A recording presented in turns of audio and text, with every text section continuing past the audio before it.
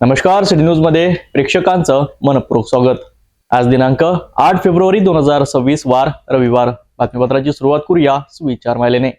मन समुद्रासारखे ठेवा, नद्या स्वतःहून तुम्हाला भेटायला येतील। आजचा सुविचार आपण बघितला। आता बघूया बातमीपत्रातील ठळक बातम्या।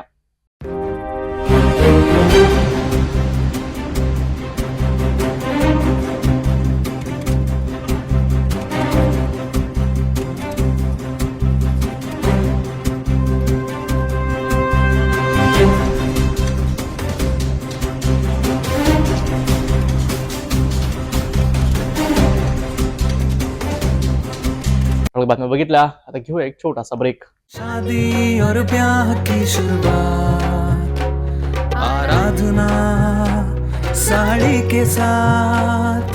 आराधना wholesale shopping mall L2 Bijland complex, Nandgaon Peth, Amravati, Jawahar road, Amravati. Break नंतर बघूया सविस्तर बातम्या। महापौर निवडणूक पार पडली। नवीन महापौर विराजमान झालेत, पण ज्या निवासस्थानात महापौरांनी राहायचं तोच महापौर बंगला आज धूळ खात असल्याचं धक्कादायक वास्तव समोर आलंय। विद्यापीठ मार्गावरील महापौर बंगला म्हणजे प्रशासनाच्या दुर्लक्षाचं जिवंत उदाहरण आहे। कचरा, तुटलेले गेट, ओसाड परिसर आणि एकेकाळी सत्तेचं प्रतीक असलेला बंगला आज उपेक्षित अवस्थेत आहे।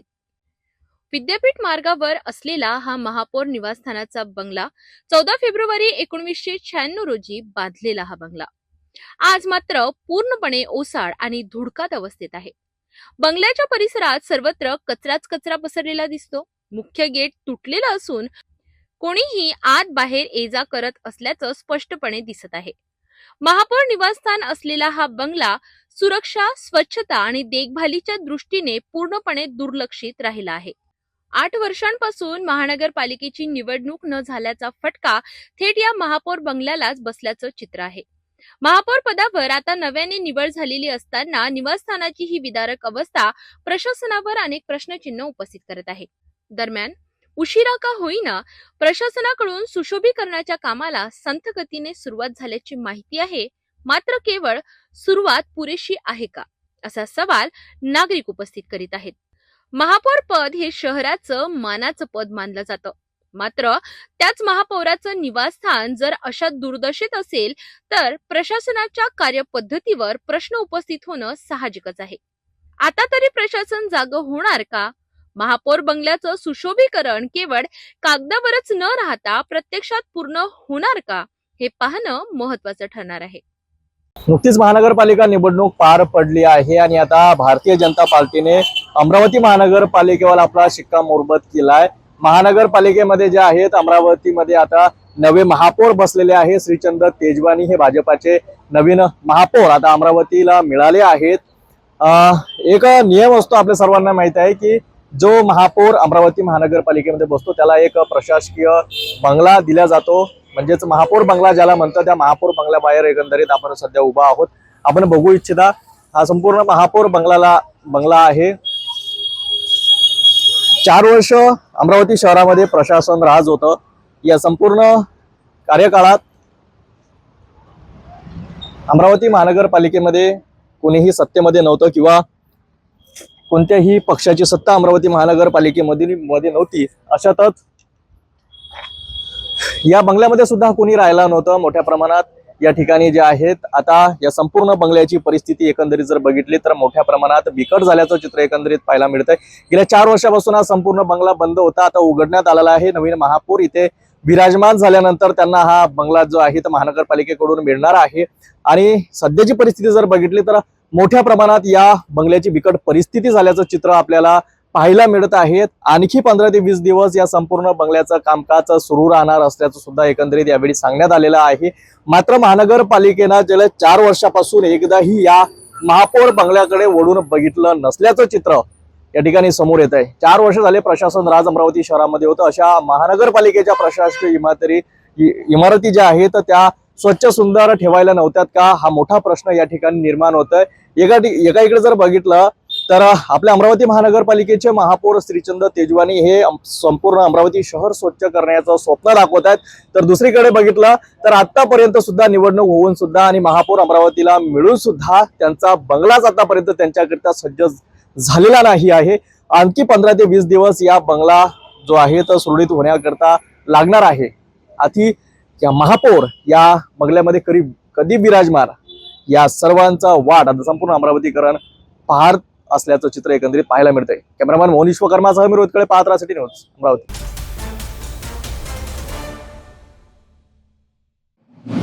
शहरातील जिल्हाधिकारी कार्यालयासमोरील मुख्य रस्ता हा नेहमीच वर्दळीचा मार्ग आहे. या रस्त्यावरून दररोज शेकडो नागरिक, शासकीय कर्मचारी तसेच वाहन चालक ये जा करत असतात. मात्र रस्त्याच्या कडेला असलेल्या उंच झाडांच्या वाढलेल्या फांद्यांमध्ये विद्युत तारा अडकलेल्या अवस्थेत दिसून येत आहे. या फांद्या वाऱ्यामुळे सतत हलत असून त्यामुळे विद्युत तारा तुटण्याची किंवा शॉर्ट सर्किट होण्याची शक्यता निर्माण झाली आहे. विशेषतः पावसाळ्यात किंवा जोरदार वाऱ्यांच्या वेळी ही परिस्थिती अधिकच धोकादायक ठरू शकते. जर एखादी विद्युत तारा तुटून रस्त्यावर पडली तर मोठी जीवितहानी होण्याची शक्यता नाकारता येत नाही. यासोबतच वाहतुकीला मोठा अडथळा निर्माण होण्याची ही भीती नागरिकांकडून व्यक्त केली जात आहे. प्रशासनाच्या दुर्लक्षामुळे हा धोका वाढत असून संभाव्य अपघात टाळण्यासाठी तातडीने उपाययोजना करण्याची मागणी होत आहे. स्थानिक नागरिकांनी वीज वितरण कंपनी तसेच महापालिका प्रशासनाने तात्काळ लक्ष घालून झाडांच्या फांद्यांची छाटणी करावी अशी जोरदार मागणी केली आहे. अपघात घडून गेल्यानंतर कारवाई करण्यापेक्षा आधीच प्रतिबंधात्मक उपाययोजना करणे आवश्यक असल्याचे नागरिकांचे म्हणणे आहे.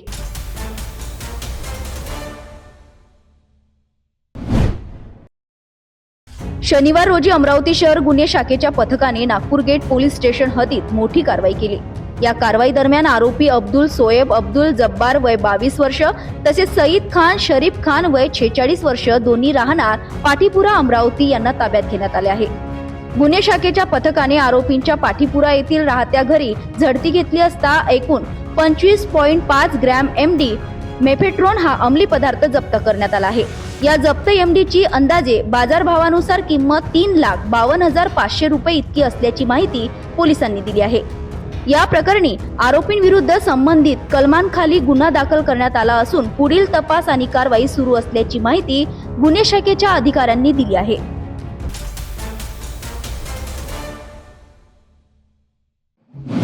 रोटरी क्लब ऑफ अमरावती मिडटाऊनच्या वतीने रविवारी 8 फेब्रुवारी 2026 रोजी सकाळी 8 ते 11 या वेळेत एरो मॉडेलिंग शोचे आयोजन करण्यात आले होते. या कार्यक्रमाला विद्यार्थी, पालक तसेच विज्ञानप्रेमी नागरिकांचा मोठ्या प्रमाणावर प्रतिसाद मिळाला.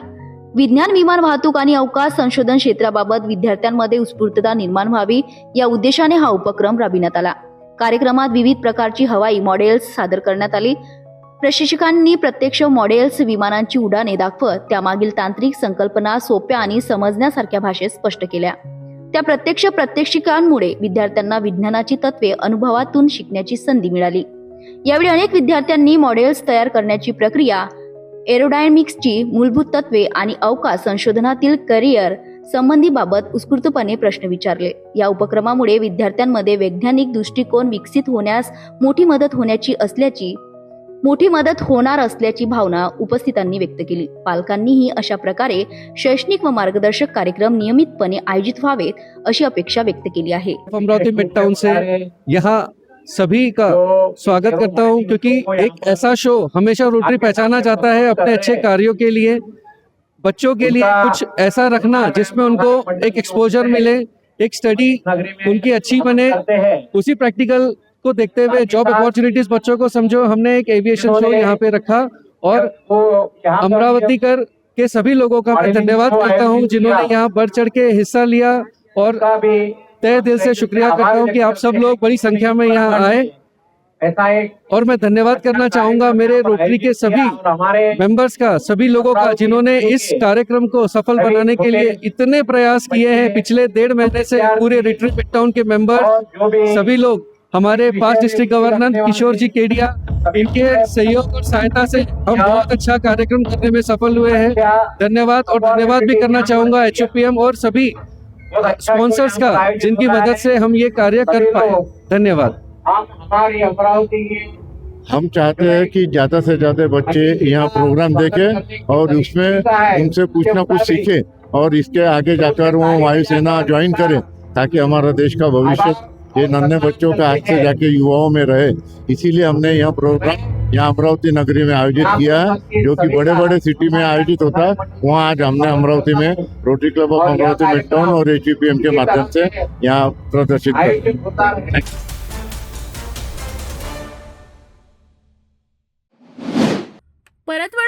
पोलिसांची धडाकेबाज कारवाई समोर आली आहे. शेतकऱ्यांच्या कष्टाच्या तुरीवर डल्ला मारणाऱ्या चोरट्यांना पोलिसांनी अवघ्या 24 तासात जेरबंद केले. तूर चोरीचा गुन्हा उघडकीस आणत तब्बल 2.5 लाखांहून अधिक किमतीचा मुद्देमाल जप्त करण्यात आलाय. गोपनीय माहितीच्या आधारे डीबी पथकाने ही कारवाई केली असून या यशस्वी कामगिरीमुळे शेतकऱ्यांमध्ये समाधानाची भावना व्यक्त केली जात आहे. परतवाडा पोलिसांनी शेतकऱ्यांच्या मालमत्तेवर होणाऱ्या चोरीच्या घटनांना आळा घालत तूर चोरीचा गुन्हा अवघ्या 24 तासात उघडकीस आणलाय. घरासमोरील ओट्यावर ठेवलेली तूर चोरीस गेल्याची तक्रार दाखल होताच पोलिसांच्या डीबी पथकाने तपासाची चक्रे वेगाने फिरवली. गोपनीय माहितीच्या आधारे ब्राह्मणसभा कॉलनीतील 25 वर्षीय प्रथमेश उर्फ गन्नू तकतवाले आणि बोरगाव दोरी येथील 26 वर्षीय आनंद डायलकर या 2 आरोपींना पोलिसांनी ताब्यात घेतले. चौकशीत दोघांनीही तूर चोरी केल्याची कबुली पोलिसांसमोर दिली. आरोपींच्या सांगण्यावरून चोरीची तूर, ऑटो रिक्षा आणि दुचाकी असा एकूण 2,59,500 रुपयांचा मुद्देमाल पोलिसांनी जप्त केलाय. ही संपूर्ण कार्यवाही ग्रामीण पोलीस अधीक्षक विशाल आनंद यांच्या आदेशाने परतवाडा पोलीस स्टेशनच्या वरिष्ठ अधिकाऱ्यांच्या मार्गदर्शनाखाली करण्यात आली. पोलिसांच्या या तत्पर आणि प्रभावी कामगिरीमुळे परिसरातील शेतकऱ्यांमध्ये समाधान आणि दिलासाची भावना व्यक्त केली जात आहे.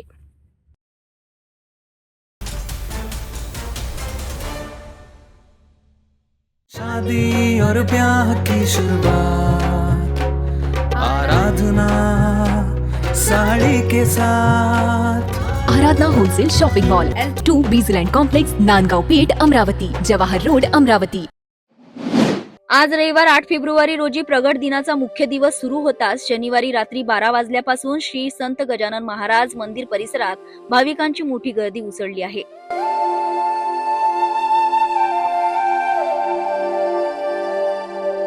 मंदिर 24 तास दर्शनासाठी खुले ठेवण्यात आल्याने मध्यरात्रीपासून रांगेत उभ्या असलेल्या भक्तांना जवळपास 5 तासांपेक्षा अधिक वेळ दर्शनासाठी लागत आहे. विशेष म्हणजे गर्भगृहातील मुख दर्शनासाठी 1 तासापेक्षा अधिक वेळ लागत असला तरीही भाविक अत्यंत संयम आणि शिस्तबद्ध पद्धतीने दर्शन घेत आहेत.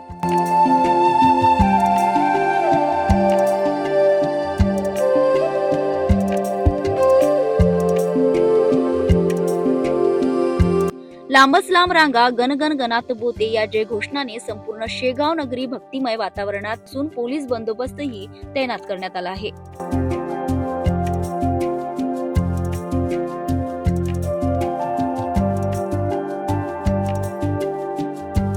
आज दिवसभर तसेच रात्री उशिरापर्यंत मंदिर भाविकांसाठी खुले राहणार असून लाखो भाविक शेगावमध्ये दाखल होण्याची शक्यता वर्तवण्यात येत आहे.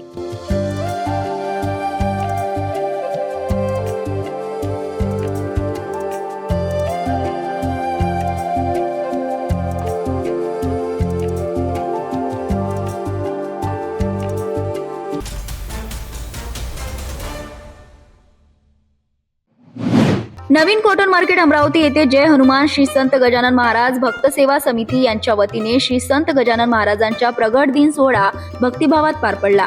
समितीच्या वतीने यंदा या उपक्रमाचे 16वे वर्ष साजरे करण्यात आले. या प्रसंगी पहाटेपासूनच भाविकांची मोठी गर्दी पाहायला मिळाली. कार्यक्रमाची सुरुवात श्री संत गजानन महाराजांच्या महाअभिषेकाने करण्यात आली. भक्तांनी संत गजानन महाराजांच्या चरणी श्रद्धेने नतमस्तक होत आरोग्य, सुख, समृद्धी आणि समाधानाची प्रार्थना केली. महाअभिषेकानंतर भाविकांसाठी प्रसाद वितरण करण्यात आले. लहानपासून ते ज्येष्ठांपर्यंत सर्वांनी या प्रसादाचा लाभ घेतला. या संपूर्ण कार्यक्रमामुळे परिसरात भक्तिमय आणि सकारात्मक वातावरण निर्माण झाले. समितीच्या वतीने सामाजिक व धार्मिक उपक्रम सातत्याने राबवले जात असल्याची माहितीही यावेळी देण्यात आली. जय हनुमान श्री संत गजानन महाराज भक्त सेवा समिती नवीन कॉटन मार्केट अमरावती जवळजवळ 16वं वर्ष आहे. तरी 16 वर्षाआधी एका छोट्याशा उद्देशाने या समितीची आम्ही स्थापना केली होती. पहिली सुरुवातीला स्वतंत्र प्रगती आणि भक्तांना मोफत शेगाववारी आम्ही या ठिकाणी मिळवतो.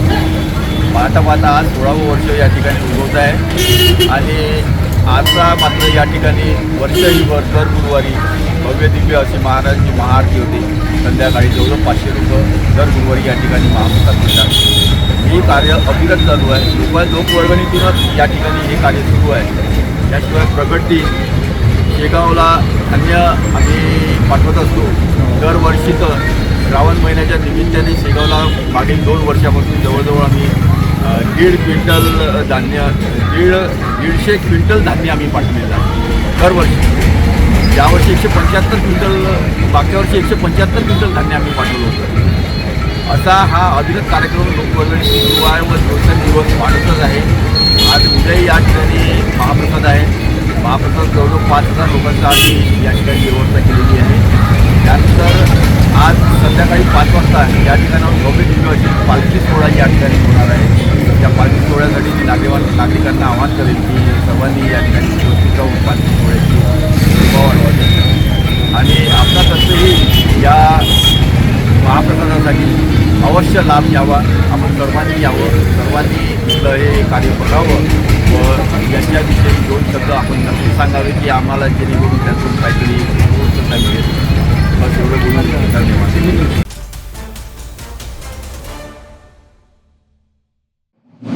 अमरावतीच्या रेल्वे स्टेशन परिसरातील श्री साई गजानन महाराज मंदिरात आज संत गजानन महाराजांचा प्रगट दिन मोठ्या उत्साहात आणि भक्तिभावात साजरा करण्यात आला.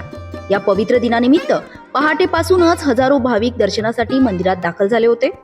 सकाळपासूनच मंदिर परिसरात दर्शनासाठी नागरिकांची मोठी गर्दी पाहायला मिळाली.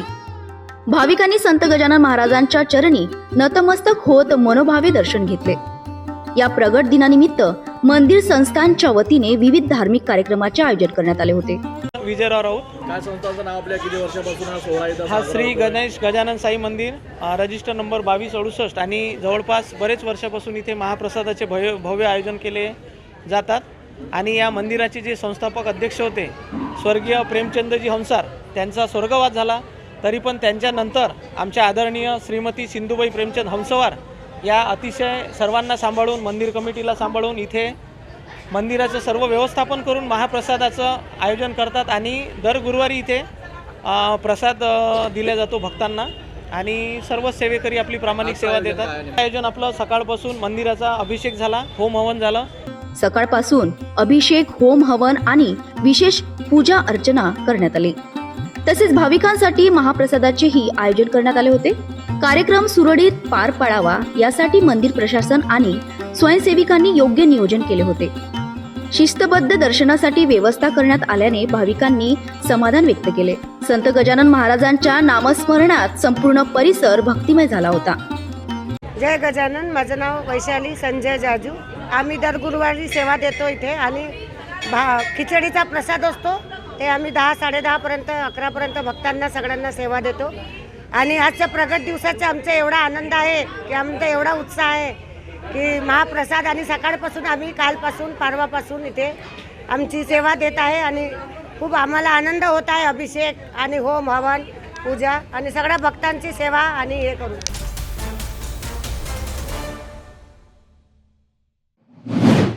भातकुली तालुक्यातील गौरखेडा गावात संत गजानन महाराजांचा प्रगट दिन महोत्सव मोठ्या भक्तिभावात साजरा करण्यात आला. या प्रगट दिनानिमित्त गावात विविध धार्मिक कार्यक्रमाचे आयोजन करण्यात आले होते. सकाळपासूनच संपूर्ण गावात आनंदाचे आणि उत्साहाचे वातावरण पाहायला मिळाले. या सोहळ्याचे विशेष आकर्षण म्हणजे संपूर्ण गावातून काढण्यात आलेली श्रींची पालखी दिंडी. पालखी दिंडीत महिला, पुरुष, युवक आणि ज्येष्ठ नागरिक मोठ्या भक्तिभावाने सहभागी झाले होते. गजानन महाराजांच्या जयघोषात संपूर्ण गाव दुमदुमून गेले होते. पालखी मार्गावर ठिकठिकाणी भाविकांच्या वतीने प्रसादाचे आयोजन करण्यात आले होते. गावकऱ्यांनी एकत्र येत सेवा, श्रद्धा आणि भक्तीचा आदर्श ठेवला. या भक्तिमय सोहळ्यामुळे गौरखेडा गावात आध्यात्मिक वातावरण निर्माण झाले होते. संत गजानन महाराजांच्या नामस्मरणात प्रगट दिन सोहळा उत्साहात पार पडला.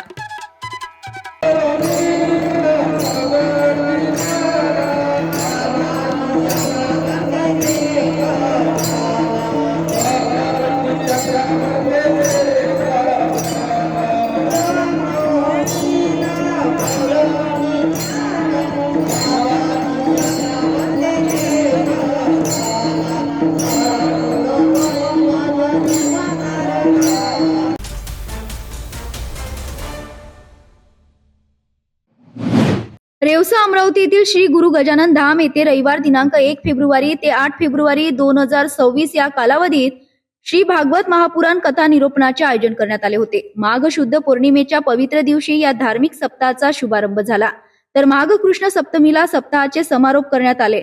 या 7 दिवसाच्या कथाकथनात सुप्रसिद्ध कथाव्यास होम हरी ओम महाराज निरोमकर शास्त्री यांनी आपल्या मधुर वाणीतून श्री भागवत पुराणातील दिव्य प्रसंगाचे भावपूर्ण निरूपण केले. कथाकथनादरम्यान भक्तांनी मोठ्या संख्येने उपस्थित राहून धर्मश्रवणाचा लाभ घेतला. सप्ताहाच्या शेवटच्या दिवशी पारंपरिक कार्याचे कीर्तन, होम हवन विधी पार पडले. आज प्रगट दिन महोत्सव निमित्ताने मंदिरावर गर्दी सुद्धा आहे आणि शांततेने 56 भोग नैवेद्य महाराजांना दाखवलेला आहे. यानंतर श्री गजानन महाराजांना 56 भोगाचा नैवेद्य अर्पण करण्यात आला. महाआरतीनंतर या भक्तिमय सप्ताहाचा समारोप करण्यात आला. भाविकांसाठी महाप्रसादाचे आयोजन करण्यात आले होते. अमरावतीसह परिसरातील मोठ्या संख्येने गजानन भक्तांनी या महोत्सवाचा आनंद घेतला. हे आमचं गजानन धाम मधलं मंदिर आहे. गजानन मंदिर आम्ही इथे सेवेकरी आहे आणि इथली चांगली सेवा देतो. आमच्या इथं पुष्कळ पब्लिक येतात, त्यामुळे आम्ही इथं पुष्कळ म्हणजे महाप्रसाद वगैरे चालू राहते. दर गुरुवारी महाप्रसाद राहते आणि इथं महाराज सुद्धा आहेत. सगळी पूजा वगैरे पद्धतशीर होते. सकाळी संध्याकाळी 3 टाइम आरती होते.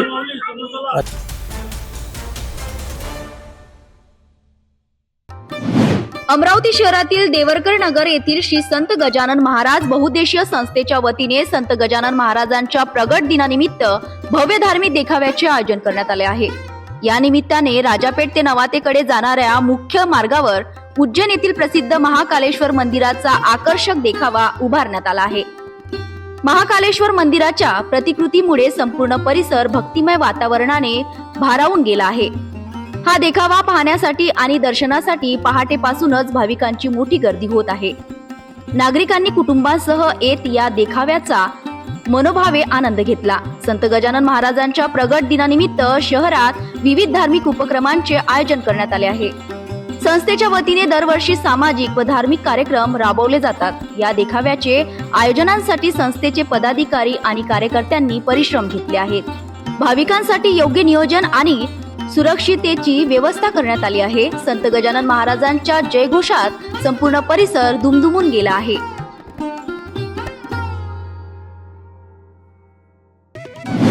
संत गजानन महाराजांच्या प्रगट दिन महोत्सवानिमित्त अमरावती शहरातील स्वस्तिक नगर येथील संत गजानन महाराज मंदिरात विविध धार्मिक कार्यक्रमाचे आयोजन करण्यात आले आहे. आज सकाळपासून मंदिरात बाल कीर्तनाचे आयोजन करण्यात आले असून लहानग्यांच्या भक्तिरस पूर्ण सादरीकरणाने भाविक मंत्रमुक्त झाले. पहाटेपासूनच भक्तांची दर्शनासाठी मोठी गर्दी परिसरात पाहायला मिळत आहे. भाविकांनी संत गजानन महाराजांच्या चरणी नतमस्तक होत मनोभावे दर्शन घेतले. प्रगट दिनानिमित्त अभिषेक, पूजा अर्चना आणि आरती करण्यात आली. मंदिर संस्थांच्या वतीने भक्तांसाठी प्रसादाचे आयोजन करण्यात आले होते. शिस्तबद्ध दर्शनासाठी स्वयंसेवक आणि कार्यकर्त्यांनी योग्य नियोजन केले होते. या भक्तिमय सोहळ्यात महिला, पुरुष, ज्येष्ठ नागरिक आणि बालकांची मोठी उपस्थिती पाहायला मिळाली. आज संपूर्ण महाराष्ट्रात श्रींचा प्रगट दिन मोठ्या श्रद्धेने साजरा केला जात आहे. संत गजानन महाराजांच्या नामस्मरणाने संपूर्ण परिसर भक्तिभावाने दुमदुमून गेला होता.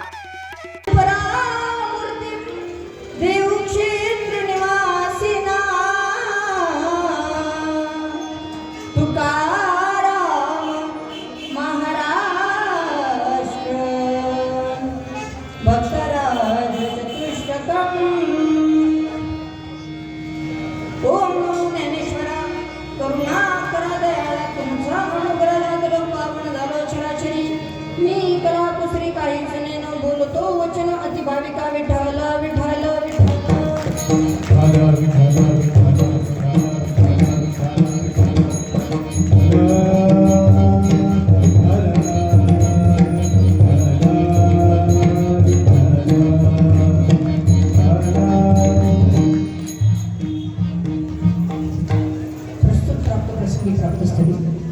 आपले स्वर्गीय संत संत मायबाप आपल्या सर्वांचे चरणारविंदी कीर्तनाच्या सेवेकरता निवडलेला अभंग विश्वमान्य, विश्वाधिकार, विश्वप्रिय महाराष्ट्राचे लाडके संत वैराग्याचे भक्तिमंत पुतळे वयाच्या 16व्या वर्षी स्वराज्याची शपथ घेऊन स्वराज्य निर्माण करणारे छत्रपती शिवाजी महाराजांच्या आद्यवर असणारे जगाचा संसार सुखाचा व्हावायकरता आपल्या संसाराची राख रांगोळी करणारे देहूचे सुप्रसिद्ध साधू जगद्गुरू श्रीमंत श्री तुकोबारायांचा 4 चरणाचा गोड असा कालापर प्रकरणातील अभंग असतो. त्या अभंगात जगद्गुरू श्री संत तुकाराम महाराज गोकुळाच्या सुखाचं वर्णन सांगतात. विठ्ठल विठ्ठल विठ्ठल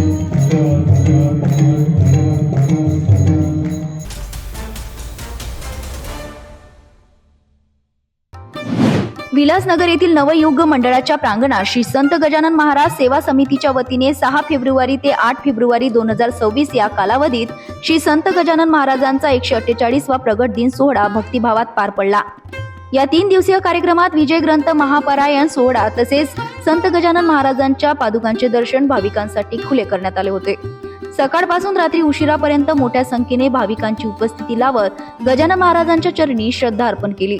शेवटच्या दिवशी होम उमेश महाराज आळंदीकर यांच्या सुमधुर व प्रेरणादायी कीर्तनाने संपूर्ण परिसर भक्तिसरात न्हाऊन निघाला। या सोहळ्यादरम्यान भाविकांसाठी महाप्रसादाची उत्तम व्यवस्था करण्यात आली होती। महाप्रसादाने या श्रींच्या प्रगट दिन सोहळ्याची सांगता झाली। संत एकनाथ महाराज झाले, नामदेव महाराज झाले, तुकाराम महाराज झाले। त्या संतांनी त्यांचं उद्दिष्ट काय होतं की ह्या जगातला जातीभेद नष्ट करावा। कोणता जातीभेद नष्ट करा, धर्म आणि जाती वेगळी आहे। शादी और ब्याह की शुरुआत, आराधना साड़ी के साथ। Aradhana wholesale shopping mall L2 Bijland complex Nandgaon Peth Amravati Jawahar road Amravati. Rana प्रतापनगरच्या राधे मंगलम हॉल जवळ शनिवारी रात्री सुमारे 10 वाजण्याच्या सुमारास हा भीषण अपघात घडलाय। अनुप सिंग नावाच्या व्यक्तीने छत्रपती चौकातून हिंगणा येथे जाण्यासाठी रॅपिडो बाईक टॅक्सी बुक केली होती। रॅपिडोचा पल्सर चालक अनुप सिंग यांना घेऊन हिंगणाकडे जात असताना राधे मंगलम हॉल समोर एका ऍक्टिव्हाशी पल्सरची जोरदार धडक झाली। या धडकेत रॅपिडो बाईक स्वार रस्त्यावर कोसळला। यावेळीच मागून येणाऱ्या काळ्या रंगाच्या ईव्ही कारचे चाक त्या बाईक स्वाराच्या डोक्यावरून गेल्याने त्याचा जागीच मृत्यू झाला। या भीषण अपघातात अनुप सिंग आणि रितेश सुराणा हे दोघे गंभीर जखमी झाले आहेत।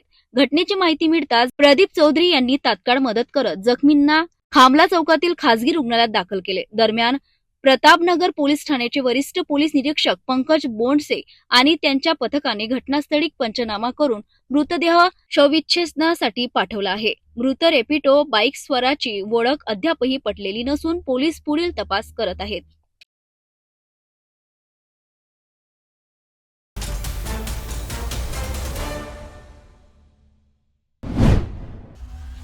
वाठोडा परिसरातील एका गोडाऊनमध्ये इस्माने गळफास घेतल्याची धक्कादायक घटना समोर आली आहे।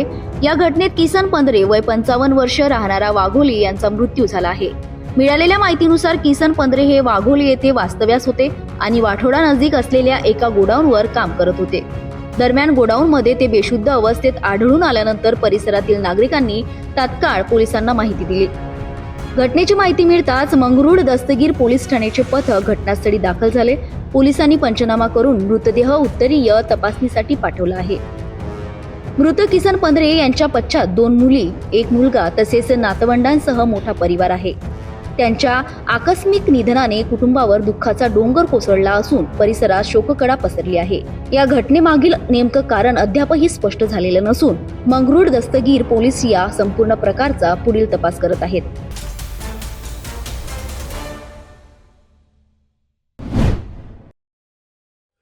वाशिम मधून एक अत्यंत गंभीर आणि धक्कादायक प्रकार समोर आला आहे। महाराष्ट्र माजी सैनिक महामंडळाच्या एका सुपरवायझरने तरुणीकडे थेट शरीर सुखाची मागणी केल्याचा आरोप असून या प्रकरणी वाशिम शहर पोलीस ठाण्यात विनयभंगाचा गुन्हा दाखल करण्यात आलेला आहे। मिळालेल्या माहितीनुसार वाशिम जिल्ह्यातील एका माजी सैनिकाच्या मुलीने महाराष्ट्र माजी सैनिक महामंडळाच्या सुपरवायझरवर गंभीर आरोप केले आहेत। सतीश पिंपळकर असं या आरोपी सुपरवायझरचं नाव असून तरुणीचा मानसिक छळ करत तिच्याकडे शरीर सुखाची आणि पैशांची मागणी केल्याचा आरोप आहे। पीडित तरुणीने दिलेल्या तक्रारीनुसार ती माजी सैनिकाची मुलगी असून तिनं महाराष्ट्र माजी सैनिक महामंडळाकडे नोकरीसाठी अर्ज केला होता। सर्व आवश्यक कागदपत्रे आणि पात्रता असूनही आरोपी सुपरवायझर कडून वारंवार कागदपत्रांमध्ये त्रुटी काढून तिचा मानसिक छळ करण्यात आला। त्यानंतर आरोपीने तिच्याकडे थेट 40,000 रुपयांची मागणी केली। मात्र तरुणीने पैसे देण्यास नकार दिल्यानंतर आरोपीने अश्लील आणि अपमानास्पद संभाषण सुरू केल्याचा आरोप तक्रारीत नमूद आहे। पैसे देऊ नको पण माझी इच्छा पूर्ण कर अशा शब्दात आरोपीने लैंगिक स्वरूपाचं संभाषण केल्याचा तरुणीने सांगितलं आहे। या प्रकरणी तरुणीने यापूर्वीही महाराष्ट्र माजी सैनिक महामंडळाच्या वरिष्ठ अधिकाऱ्यांकडे तसेच वाशिम जिल्हाधिकाऱ्यांकडेही तक्रार केली होती, मात्र त्यावर कोणतीही ठोस कारवाई न झाल्याचा आरोपही तिने केला आहे. अखेर या प्रकरणी वाशिम शहर पोलीस ठाण्यात तक्रार दाखल करण्यात आली असून पोलिसांनी आरोपी सतीश पिंपळकर आणि अन्य संबंधित व्यक्तींविरोधात विविध कलमान्वये गुन्हा नोंदविला आहे. सध्या या प्रकरणाचा पुढील तपास वाशिम शहर पोलीस करीत आहेत. मी माजी सैनिक अविवाहित अपत्य असून मेस्को लेडीज गार्डसाठी मी सर्व बाबतीत पात्र आहे आणि मी माझे डॉक्युमेंट घेऊन जिल्हा पर्यवेक्षक सतीश पिंपळकर यांच्याकडे वाशिम येथे आली असता त्यांनी मला सर्वप्रथम 40,000 रुपयांची मागणी केली होती. तर मी त्या बाबतीत त्यांना उलट उत्तर दिले की माजी सैनिकांच्या पाल्यांना 40,000 रुपये देऊन मेस्कोमध्ये भरती तुम्ही नाही करू शकत. तर ते म्हणाले मला 40,000 रुपये तुझ्यासाठी माफ आहेत, मला दुसरं काही हवं आहे तुझ्याकडनं. तेव्हा मला अत्यंत वाईट अनुभव आला आणि मी हीच तक्रार घेऊन कर्नल पठाडे साहेबांकडे गेली. तर कर्नल पठाडे साहेबांनी या विरोधात काहीच कारवाई न करता मला पुन्हा पत्र देण्यात आले व म्हणाले की तुम्ही तुमचे जे जिल्हा पर्यवेक्षक आहे सतीश पिंपळकर त्यांच्याकडे जमा करा. माझे वडील एक्स आर्मी असून त्यांचे 1999 मध्ये ते रिटायर झालेले आहेत आणि सतीश पिंपळकर हे म्हणतात की त्यांचे सर्व डॉक्युमेंट्स फेक आहेत हे आणि प्रत्येक डॉक्युमेंट ऑगस्ट 2025 पासून आज रोजीपर्यंत कागदोपत्री त्रुटी काढत त्यांनी आणि चुका काढत मला डावलले आहे. काय मागणी केली तुम्हाला? मी मागणी त्यांनी काय मागणी केली तुमच्याकडे? तुम्ही म्हटलं की काही वेगळी मागणी केली, काय केलं? त्यांनी मागणी मला शरीर सुखाची केली. मी जेव्हा 40,000 रुपये देण्यास नकार दिला त्यांना तेव्हा त्यांनी मला शरीर सुखाची मागणी केली. म्हणाले मला काय बोलायचं आहे, एक्सप्रेशनवरनं समजत नाही का तुला? तू काही 15-16 वर्षाची मुलगी नाही आहे की तुला समजून सांगावं लागेल. मी नेहमी वाशिमला यायची मेस्को ऑफिसला, तर तेव्हा मी माझ्या भावाला किंवा वडिलांना कधीतरी घेऊन यायची. माझा भाऊ सोबत असला की ते म्हणायचे, त्याला मुद्दाम झेरॉक्स वगैरे आणायला पाठवून ते मुद्दाम म्हणायचे की तुला कळत नाही का, मी पण एकटा आहे, तुझं लग्नाचं वय आहे आणि तुला पण शरीराची गरज असेल, मला पण शरीराची गरज आहे. आर्मीमध्ये पण आम्ही एकटं राहिलो, इथे पण आम्हाला एकटं राहावं लागतं. कधीतरी एकटी ये, आपण कॉफी शॉपला भेटू. या विरोधात मी जिल्हाधिकारी कार्यालय यांच्याकडे सुद्धा तक्रार केली होती. त्या तक्रारीवर काही झालं का? त्यांच्या तक्रारीवर काहीच झालेलं नाही आहे आणि त्यांनी कुठलीही कारवाई केली नाही आणि मला कुठलंही पत्र दिलं नाही. आज काय करणार? आज रोजी मला कुठेच न्याय मिळालेला नाही आहे. त्यामुळे मी शहर पोलीस स्टेशन वाशिम येथे आली आहे आणि त्यांच्या विरोधात तक्रार करणार. आणि माझी तक्रार ही पुणे मेस्को ऑफिसमधील कर्नल जाधव, कर्नल पठाडे आणि सतीश पिंपळकर आणि विठ्ठल देशमुख यांच्या विरोधात आहे. नोकरीसाठी अर्ज केलेल्या तरुणीला अशा प्रकारे मानसिक आणि लैंगिक छळाला सामोरे जावं लागत असल्याची ही घटना अत्यंत गंभीर आहे. महिलांच्या सुरक्षेसाठी प्रशासन किती सजग आहे असा सवाल या निमित्ताने पुन्हा उपस्थित झालाय. या प्रकरणात दोषींवर कठोर कारवाई होणार का याकडे आता सर्वांचं लक्ष लागलं आहे. माजी सैनिक महामंडळ वाशिम येथील कर्मचाऱ्याविरुद्ध एका माजी सैनिकाच्या मुलीने विनयभंगाची तक्रार दिलेली आहे. त्यावरून पोलीस स्टेशन वाशिम शहर येथे अपराध क्रमांक 189/26 कलम 75(2) भारतीय न्याय संहिता याप्रमाणे गुन्हा दाखल करण्यात आलेला आहे. पुढील तपास चालू आहे.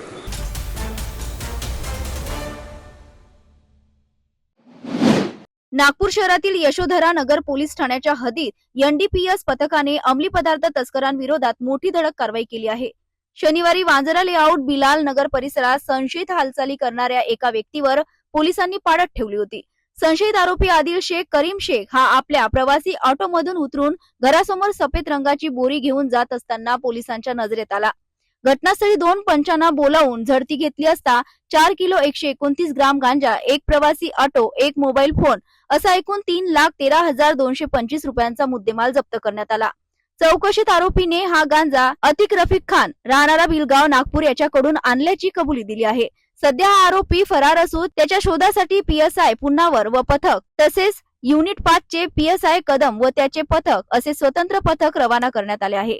विशेष म्हणजे अटक करण्यात आलेला आरोपी आदिल शेख याच्यावर यापूर्वीही NDPS घरफोडी, चोरी, खुनाचा प्रयत्न, शस्त्र कायदा, जुगार व इतर गंभीर स्वरूपाचे एकूण 40हून अधिक गुन्हे दाखल असून त्याच्यावर हद्दपार व प्रतिबंधक कारवाया देखील करण्यात आल्या आहेत. सदर आरोपी व जप्त मुद्देमाल पुढील कारवाईसाठी यशोधरा नगर पोलीस ठाण्याच्या ताब्यात देण्यात आला आहे.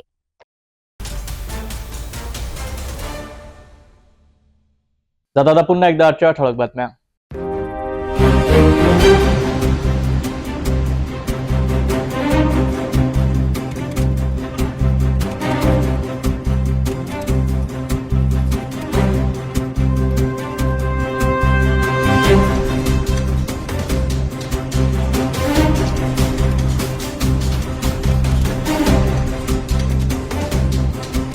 आपण आता सिटी न्यूज चॅनल आपल्या टीव्हीवर सुद्धा बघू शकता. यामध्ये next channel number 117, Jio channel number 872, JTB channel number 73, Fastway channel number 256 वर बघू शकाल. आता अमरावती जिल्ह्यानंतर विदर्भ आणि महाराष्ट्र दर्शक घर बसल्या आपल्या केबल टीव्हीवर सिटी न्यूज बातमी पाहू शकाल. यात Chhatrapati Sambhajinagar next set box number 14, Yavatmal set box number 12, Washim set box number 26, Nanded set box number 17, Mahur set box number 07, Akola राष्ट्रीय सेट बॉक्स नंबर 899 वर लवकरच आम्ही आपल्यापर्यंत पोहोचणार आहोत.